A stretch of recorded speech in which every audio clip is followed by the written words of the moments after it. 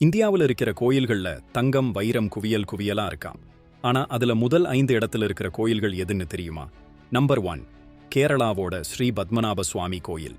இங்க ரகசிய பாதாள அறைகள்ல மட்டும் சுமார் 1.2 லட்சம் கோடிக்கு மேல தங்கம் வைரங்கள் இருக்கிறதா சொல்றாங்க.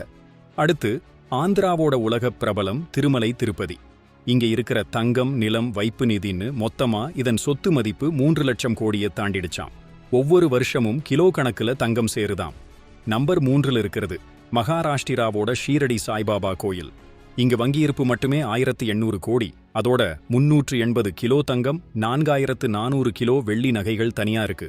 அடுத்து இருக்கிறது ஜம்முவுல இருக்கிற வைஷ்ணவ தேவி கோயில். 1 கோடிக்கும் மேல பக்தர்கள் வருவாங்க. இங்க மட்டும் ஆண்டுக்கு 500 கோடிக்கும் மேல நன்கொடை வருதாம். கடைசியா பஞ்சாப்ல இருக்கிற தங்க கோயில். மகாராஜா ரஞ்சித் சிங் தங்கம் பூசி புதுப்பிச்ச இந்த ஹர்மந்திர் சாஹிப் சீக்கியர்களோட ரொம்பவே புனிதமான இடம்.